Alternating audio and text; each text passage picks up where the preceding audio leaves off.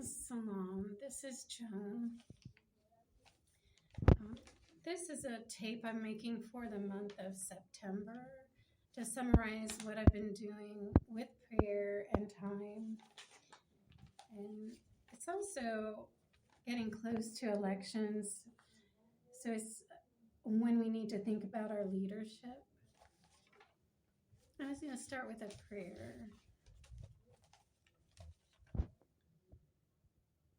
Allah, glorified are you above what is said. Peace be upon your messengers and praise be to you. You have split grain and raised the dead. How could anyone deviate or question you? You are to rule the dawn, and you have made the night for rest, the sun and moon for calculations. You are the Almighty and knowing. You make the stars as a guide in the darkness. So, because it's an election in November, I did want to also say that I pray for all the leaders. And this is something I read online, not to lead selfishly or for personal ambition and vanity, but to remember to serve the public. This is going to cover Had and Hadith by Abu Huraira, Huraira. It's number 26, and it says, what is the best deed? And it lists 3 of them. It says, 1, to accept the message of Muhammad about Islam, which is to believe in God. The second is something called jihad, and the third is to do Hajj. And they say that is seeking to please God and to live with as little sin as possible. I wondered what jihad was. I studied it a while back, and I was trying to explain it or summarize it to people I knew. I was aware that it has to do with removing in your life whatever you know doesn't belong, isn't godly, but it carries that further into public domain where you begin not just fighting your own sins, but the sins of the community, studying them, and it even gets into armed combat, which starts to sound intimidating and scary, like 911, but again, there's something that resembles the police force, and I think, well, that's okay. That doesn't scare anybody, or it's like a martial arts class. That's all right too. But for some reason, when it gets into religion, people get leery and they have a problem with Islam. So I did want to tell you a little bit about what I found out about it. And it basically says that it's a holy war, and there are 4 areas it deals with. One is the heart. When I looked it up, it says to stop lust in your life. The tongue, and I thought, what is that when you slice tongues or cut tongues? But it said it's to speak with truth and to provide information that people may need about God and living a righteous life. It's also the hand, and what they said was to make the right choices and also end any injustices. The 4th one is where it gets into armed fighting. It talks about a sword and mentions, I also did want to go back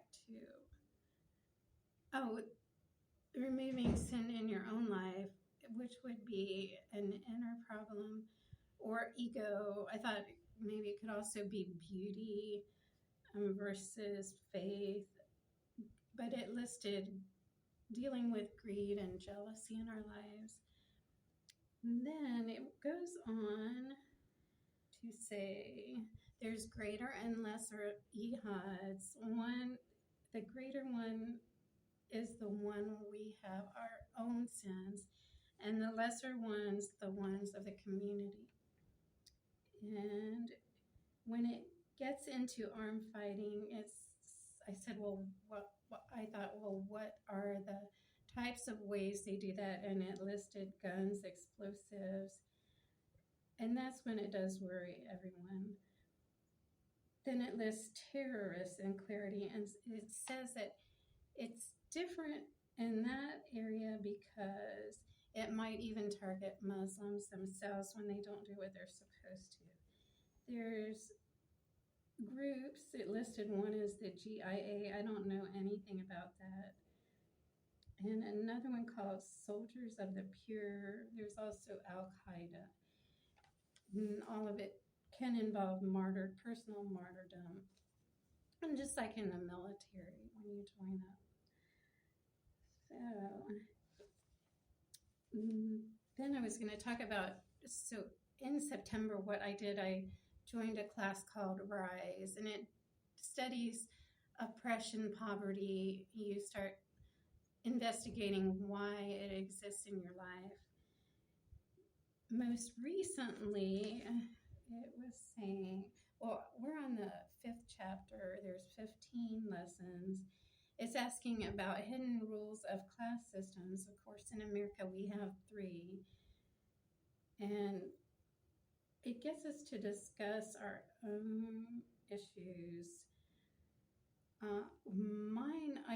I was doing well living independently, and then, of course, I mentioned many times, I began to get attacked for my belief in God as a Jew. And it's asking us to try to figure out how to overcome that there's situational and generational poverty. And I felt mine was more situational, but it overlaps into World War II. Actually, that was also a fight over belief and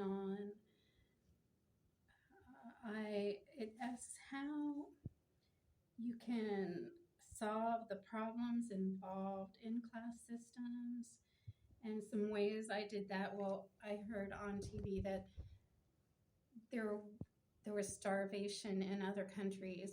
I wasn't dealing with it then, but Somalia was one of them. So I got more information and began sending help to those countries. I sent food. I learned that was expensive to try to do. So I ended up wiring money.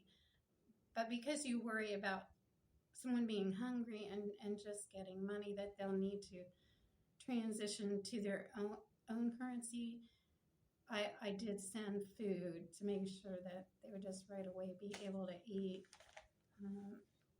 So I did that in Ethiopia, I believe was one of the places. I tried to get to know the person on that level.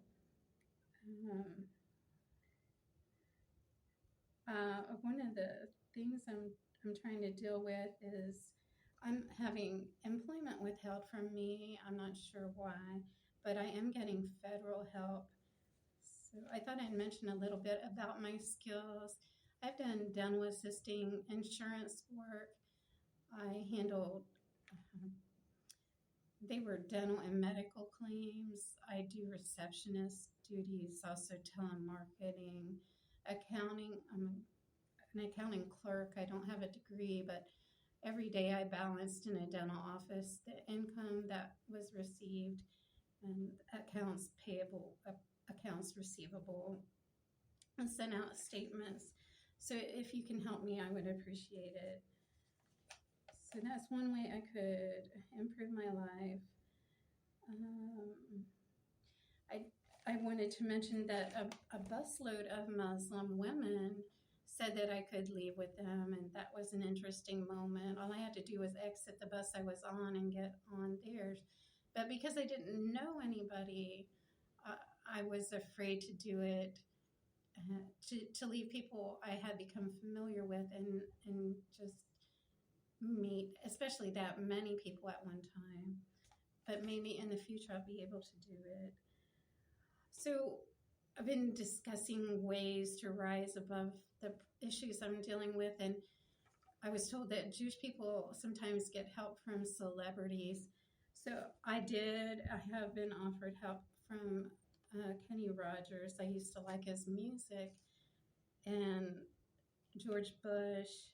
Also, I've seen Robin Williams, and I think he would be willing to help me. So that's encouraging.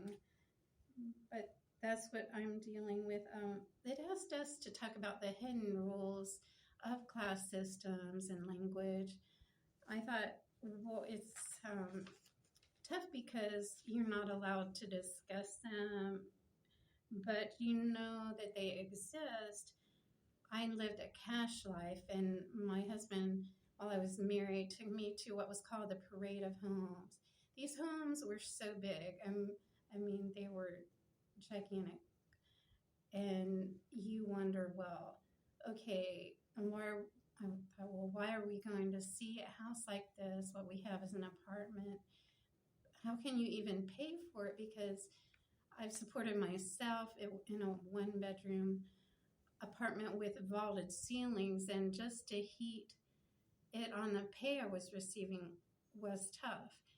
It was about $200 a month for heating and air conditioning, and then you're comparing it to this gigantic house. So I knew right away it was impossible. For nobody pays out that kind of money. Nobody could possibly do it unless they were in movies and they were making millions of dollars across the whole United States. Could they support themselves in a house like that? So you become aware of it, and then you start hearing terms like big red and little yellow, and see the colors displayed. One time I went to look for a job, and it was the first time I ever saw new people come in. We were about a class of about 20 people. I was the only one without a red notebook. These people came in, all of them carrying a red notebook, and they all knew each other. So I knew right away, well, wow, something is so different. And I learned that they were not living a cash life. When I worked in a dental office, I found this ledger card, and he said, don't worry about that, I'll handle it. These people don't pay cash. They're broke, or they have some different circumstance. He said what they do is a form of bartering. So those are some of the hidden rules you learn about when you're going through class system changes. I also was told that the Kennedy family would be willing to help me. So anyway, those are some of the situations that are happening with changes in class system. And I did mention to the instructor that I went through a really tough time. Well, originally it rained $20 bills in my life, and apparently it wasn't common. I didn't know that. People started doing $20 bill checks when I went to use them, making sure it wasn't fraud. Well, they all passed. And then even when my dad died, that increased. I was blessed by God, and my father was wise. He was an electronical engineer.